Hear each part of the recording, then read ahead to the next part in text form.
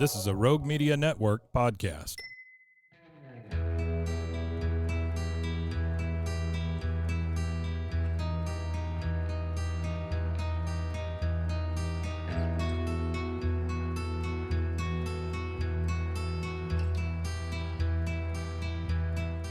Welcome back to Silent Witness, the podcast that dives into Texas cold cases and true crime. I shouldn't say Texas because we've covered some national, but mostly hosted by Christina. Hello, hello. And me, Erica. Yep. All right, lady, what you got for us today? All right. Back to our history lesson. Oh, wait, I want to give people the heads up that you gave me. This one does involve a child. Yes. So just for, if you're like me and you can't handle those stories, either prepare yourself or skip this one, I guess. But please don't. Don't skip it. Just listen. And just, be prepared. Okay. So let's go back to 2001. Okay. Little history lesson for you. Yes, ma'am. What happened in 2001? I'm going to quiz you now. Oh, gosh. Okay. We just had an anniversary. Like that's what you're asking? Yeah, I was 9/11. asking. Yeah. I was like, go ahead. Ask me any question. 9/11 happened Yes, it did. that year, and George Bush was president. And he was. At the movies was Hannibal and Legally Blonde. And topping the charts was Destiny's Child. And Oh, gosh. You know how many people don't even know Destiny's Child is a know. thing? They all only know Beyonce. Beyonce. Well, That's crazy. That was her first music group. music history Children. Children. Okay, so we are going to Greenville, Texas. Greenville. Where's that? That is east of Dallas, Hunt County. Okay. County I used to work at. Oh. I know this case I was well. going to say, we've got details on this one. I feel it. We do. Okay.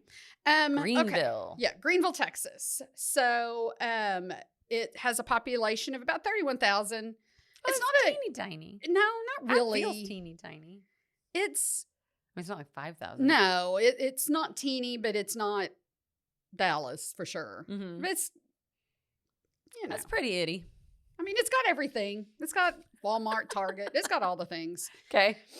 But it's about 50 miles east of Dallas. Mm-hmm. It's not a large town, but not a small one. Okay. So let's talk about a cold case they have. Sarah Kinslow is her name. She was born June 14th, 1986. That's my birthday. Is it? Not the year, but yes. To John and Louise Kinslow. Okay. And just for reference, I did try to reach out to Mom and have not got a response yet. And Okay. I would love to do a part 2. So if you hear this, please contact me. Yeah. She has 3 siblings, and the family grew up in Greenville. Okay.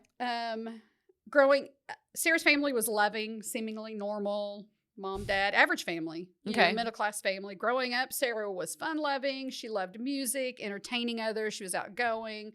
She sang in her church choir and often had solo performances. Ooh.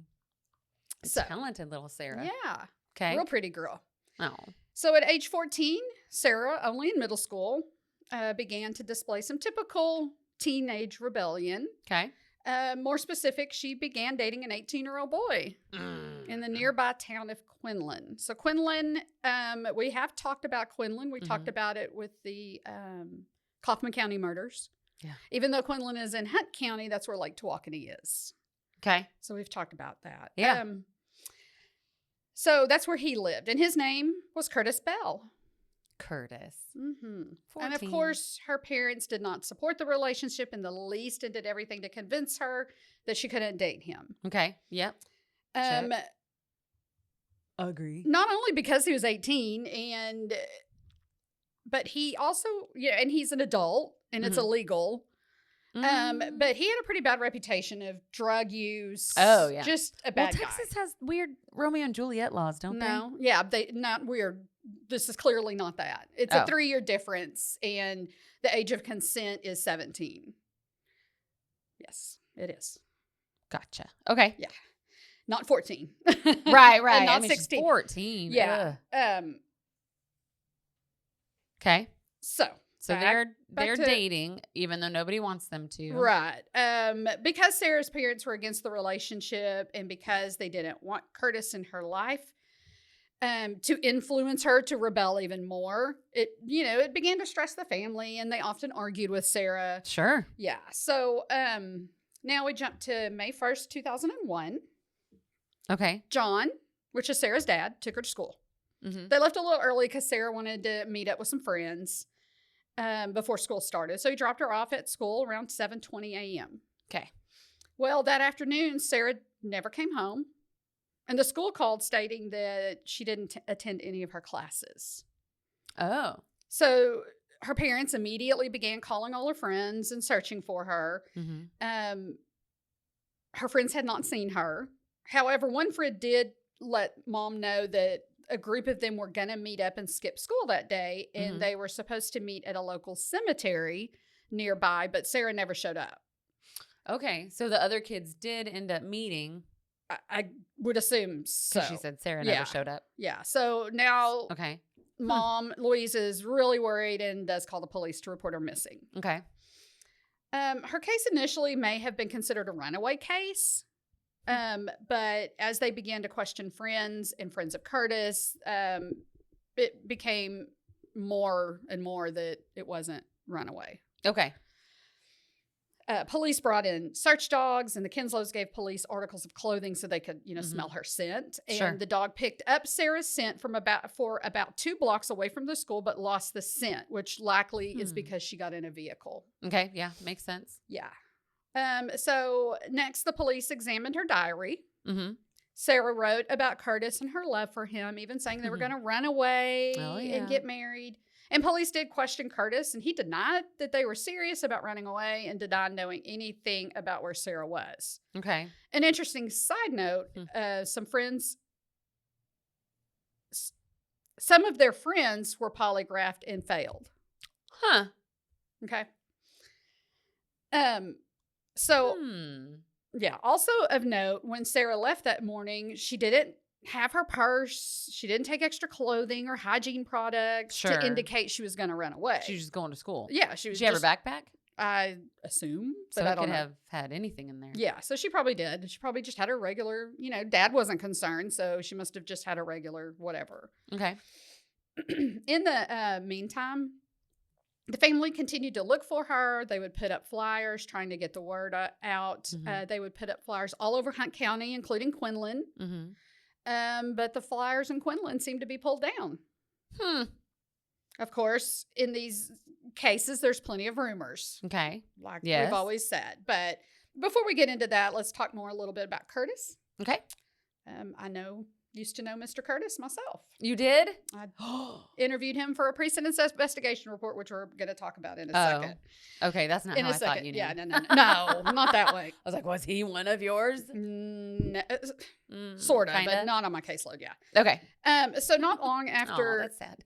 Sarah disappeared, Curtis was arrested for aggravated sexual assault of a child. Oh, gosh. Because of having a relationship with Sarah. Oh, her parents reported him. Well, yeah, and one thing of note that I learned when I initially researched this case was that when he was arrested, he had a locket in his pocket blonde hair.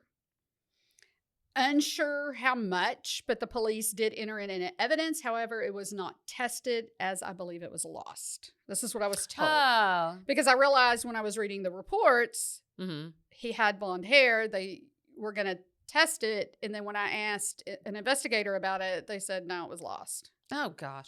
And Curtis, I'm guessing, is not blonde. No. But Sarah was at the time. Gross. Yeah. Okay. So she did have blonde hair. So Curtis posted that $50,000 bond and was released from jail. Okay. So during an interview with Sarah's mom, her son, Sarah's brother, was serving prison time. Oh. Huh. And her Yeah, that's really kind of killing that whole they had such a loving family growing up. You can't parents, it's not the parents' fault when somebody, to me, goes the wrong way when they're adults. You know what I mean? I don't blame the parents. At all? No. Oh, I do. Because you make your own choices. You can't Yeah, but sometimes those choices are rooted in your childhood. It could be. But I don't know. Of course, I wasn't there. Right. So I don't know. Okay. So he's serving. So he's in prison. At the time. He was in prison, and he heard the rumors that Bell liked to drug young girls, and he and Bell and his friends would have their way with him.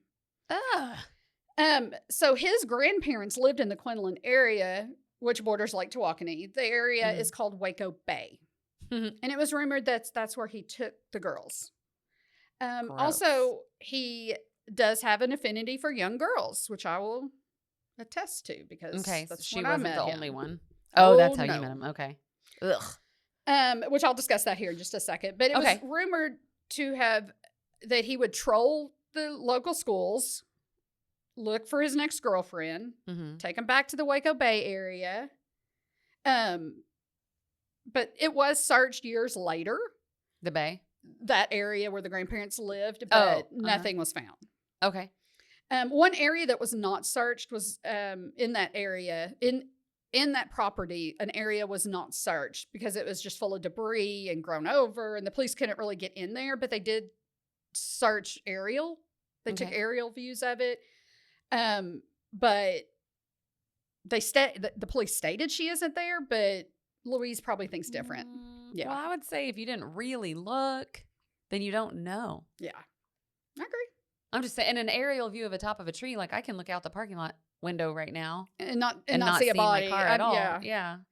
And I got a big old truck. Another rumor was that Sarah ran away and was living on the West Coast or in Canada. However, after her parents hired a private investigator, that rumor was just false. A rumor. Yeah. Okay. Yeah, she wasn't. Yeah, that's a big reach. Yeah. How would yeah. Okay. But a lot of these rumors too are going to be started by other Bell and his friends and the ones that failed the polygraph.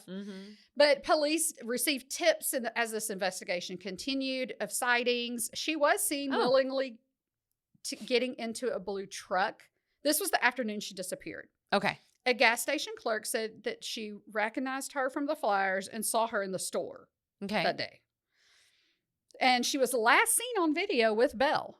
Oh, on video? Mm-hmm. Okay. So Louise does believe this is her daughter. Louise saw the video. Okay. And with Belle. And at first Belle said, yeah, that's me. And then he changes the story. No, that's not me. Yes, that's me. I mean, listen, he's a thug. Which puts into question his story of not seeing her. Because obviously it's on video. You saw her. And then you're saying you didn't see her. Stop it. It's on video, dummy. Yeah. I believe that she was also sighted at a local Walmart, but that was never confirmed. She may have also been seen in a brown car that may have been driving suspiciously, but they eventually found that vehicle and the owner ever denied knowing Sarah being in the car, so police dismissed that. Okay. So the last known verifiable sighting was of her with Belle in a blue truck at the gas station. Well, not in a blue. I thought that was the blue truck. No, I don't think he was in the. I mean, he may have been. She was seen getting into a blue truck. So I don't know if that's Belle's. It could have been friends. Well, how do we know that Belle was there? Because of the video, right? A gas station clerk recognized her from being in the store in that video. And he was on it too. Yes. So it was a gas station. I don't know if they're connected. I don't know if the blue truck pulled into the gas station, but that was the last known sighting of her. Okay. Was that afternoon. Yeah. I just don't want to say anything that may or may not be correct. No, you're fine. Yeah. I'm just trying to piece it together. So, to date, even Sarah's parents continue to keep their daughter's name out there in hopes of getting tips. On the 1-year anniversary of her disappearance, they received a letter in their mailbox from an anonymous person. The letter directed them to speak to another person. Well, they did talk to that person, and her and another girl were friends with Sarah and told Louise that Curtis and a friend of his buried Sarah because she died of a drug overdose. You know, he's known to drug young girls. Okay. They continued to state that she was buried in a nearby rock quarry. Okay. This is where, if people don't know, which I didn't know because I had to look it up, this is a place where rocks and minerals are mined like an open pit. Anyway. And continually dug at. So, I would think she would have, anyway, either been buried more or uncovered. Unless it's a rock quarry that's no longer being used. That's true. Yeah. this lead was provided to the police, and the area was searched with no results. The drug overdose is a good theory and could have happened, and but we don't know, because he. Anyway, so and there are no leads on that blue truck about who it might have belonged to, or nothing came up in the paperwork. Okay, so let's get back to Curtis. Yeah. Okay. Eventually, those charges that we just talked about earlier were dropped because the victim is gone. Sarah was the witness. They needed, that, and they didn't have that. So, in 2009,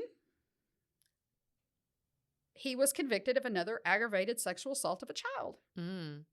This is where I did the. So in 2009, he was much, much older. What? Yes, 20-something, 27. If he was 18 in 01? Yes. So 26-ish? Okay. I'm agreeing with your math because I'd have to do this. Somebody's listening going, oh my gosh. I know. What are they doing? You don't know math. Nope. And this is where I did the precedence investigation report on him. Okay. Oh, okay. And so, and this is where I was introduced to this case. Okay. But he pled guilty to that and was sentenced to 10 years probation. Plus registering as a sex offender. The reason being because there's polygraphs being taken when somebody's on probation. One of the polygraphs sex offenders have to take is a sexual history. Okay. Wait, so that's why they did, why didn't he get any, behind bars time? That's just how it worked out. That's what the judge sentenced him to. Was it his first offense that he got convicted? I don't remember. Okay. I don't remember his criminal history. I doubt it, but. So he's getting polygraphed, including having to share his sexual history. Right. Okay. I doubt that they really discussed this case in the polygraph because it is an ongoing investigation. He would have to get his Miranda, and he can refuse that legally. So I don't know what was discussed in polygraphs. I have no idea. Okay. But he soon violated that probation and was sent to prison for 9 years. Oh, well, there you go. Yeah. Okay. He is currently out on parole. And still living in the Hunt County area. I did see on records that he was married and is going through a divorce or was. Belle likes the young girls, so that little rumor about him and younger is true. Okay. So Sarah would have turned 37 this year. So it's been 23 years since she disappeared. Sarah's family continued to be devastated by her being gone, especially mom and dad, obviously. Their grief is just unimaginable. There's no answers. No. Louise works to keep her name out there, but this case, of course, has gone cold. Every now and then they do get tips, and, especially when I was researching the case back then, it was just interesting that, I don't know. What? I don't know. So was it part of your job to research it? Yeah. In 2009? Like you had to look into it and No, not that. No, I got into this case. I was researching the new case he had. But because of this case, that's how I got into it. And this is kind of the case that I wanted, that struck me in order to continue cold cases. Does that make sense? This was the case that I had researched back then. That got you interested in cold cases? And you're like, okay. Yes, that makes sense. Okay. No. But you lost me for a minute, but I think we're back. Sorry. Oh, it's easy. Okay. I do know that a water search company, Adventures with a Purpose, had searched Lake Tawakoni. Now they were looking for somebody else, a lady named Carrie Mae Parker, who had disappeared back in, I think, 1990. Oh, okay. 91, excuse me. And they actually did recover her vehicle in the lake, and her remains were in that vehicle. This was like years and years and years later. Yeah. But a large portion of the lake was searched with no results for Sarah. They did know and have in mind that not only are we looking for Carrie, but there's other missing people in Hunt County. So, they're gonna just look. Yeah. Just keep an open mind. They're gonna look for anything. And then at the time of her disappearance, you said they searched Waco Bay and nothing. No, not at the time. Years later. Oh, years later. Okay. Because grandparents owned it, and I'm sure they didn't give permission at the time. Oh, okay. And if you that don't have got it muddy for me. I didn't understand how it was. So it was his grandparents' property? Yes. Oh. And if they can't get enough evidence for a search warrant, then no lucky for you. Yeah. Okay. Okay. I wonder who owns it now. You should let them come look. They did. Years later, when it changed ownership, they did let him go look. But they didn't look well. That's the I one where they don't- did the aerials, right? Listen, Look. I am not going to say anything bad about the Greenville Police Department on microphone. You guys can't see me, but I just totally rolled my eyes at her. On my caveats on Recorded. microphone. Well, I will say that an aerial view is not definitive. I don't know. I know 100%. Like I said, I can't see my Ram 1500 because that tree blocks it. They want to see some little girl's body? No. Come on. Okay. We'll talk after the mics shut off. Okay, so Sarah was 14 at the time. She had blue eyes and blonde hair. She was about 5'4", 100 pounds. She was last seen being dropped off at Greenville Middle School around 7:20 a.m. on May 1st, 2001. She had a tattoo of the letter L on the inside of her ankle. Of course, her hair, her looks, her weight, everything could have changed. And I think that the Center for Missing Children does have an age progression picture of her on their website. And we will have it when this episode comes out. We'll also link it and we'll have pictures of her at the time and then her age progression. Friends of Belle and maybe friends of Sarah, they know something. Yes, they obviously. know something. Y'all are adults, so y'all need to get right on the right probably side. Parents by now. Like, come on. If this is your kid. Do you want a creep like him doing this to your kid? No, and if anybody had any tidbit of information, if your child they know missing, they failed polygraphs. No, that's not what I'm saying. I'm saying if this was reversed and happening to them, they'd want somebody to share even the tiny little bit of information they may or yes, whether it's pertinent or not. Every little bit can open a new door. Yeah, let's talk about the rumors. Put another letter in their mailbox. Yeah. Like, come on now. Call Crime Stoppers, which I'm going to give the number. I wonder if they feel like they already did their part and nothing happened. I mean, somebody put that letter there and said, look, this is what happened. They buried her. There's new detectives now that are no longer there. And, they're going to be willing to take a new look at this case. Yeah. So, the investigators that were investigating it are no longer there. They're retired and gone. And there's new young blood there. So let's get somebody looking at this case again, which they are, but let's get them some tips. Yeah. But they, the friends of Sarah and friends of Belle, they know something. Something needs to go. They need to get right here. They need to get right because you're going to go to hell. Sorry. Your face got so serious. But it's true. You're going to go to hell. If you're any kind of religion and you know something and you're keeping a secret, that's where you're going to burn up.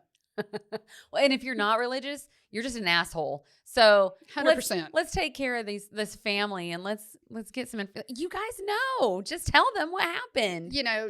All this family later, what's going to happen to you? This family deserves to know. Yep. They are suffering. And if it is your kid, do you want their friends to keep it from you? Like, stop it. I can't. You're grown.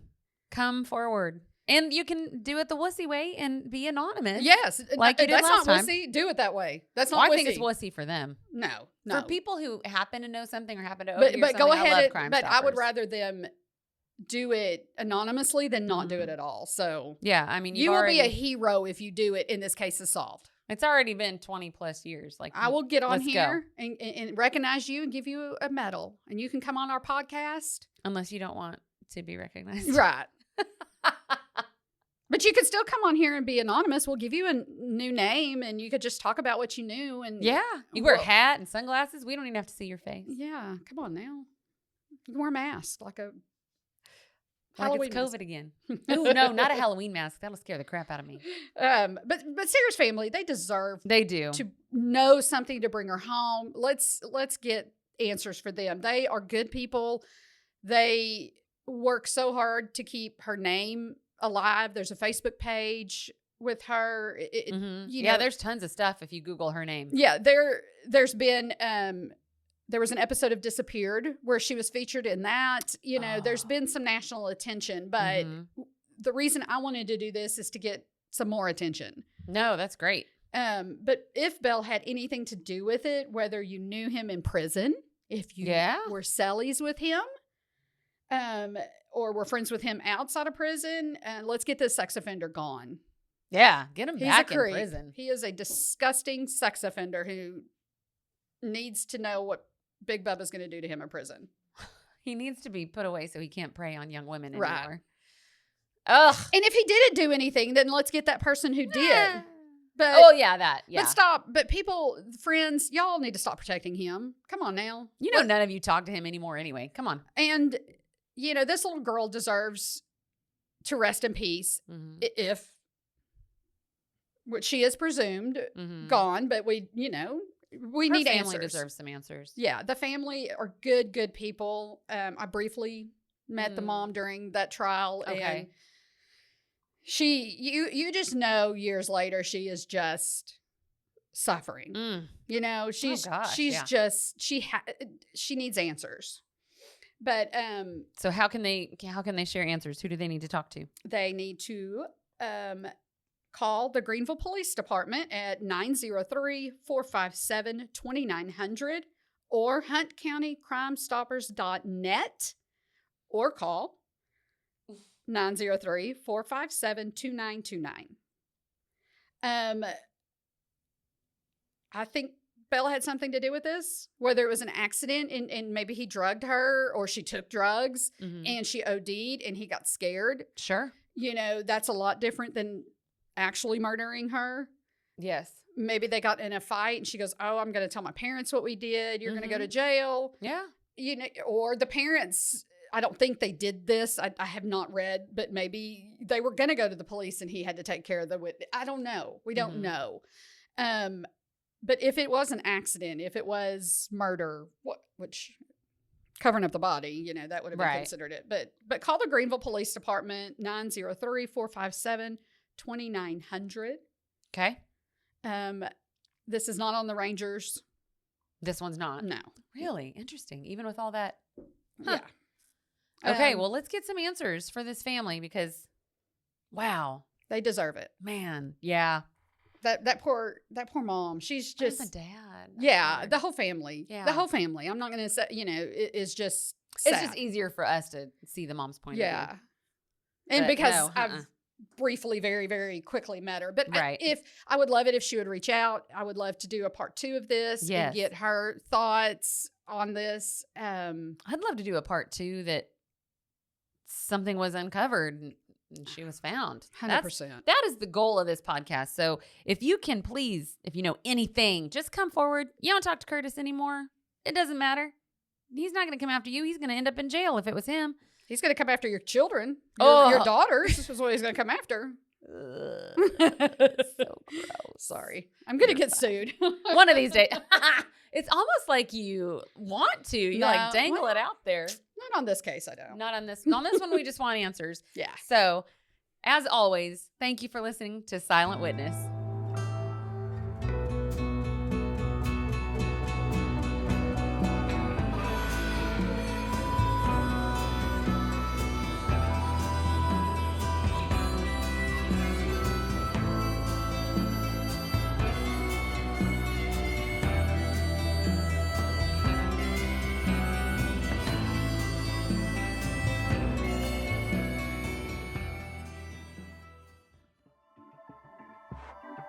This has been a Rogue Media Network production.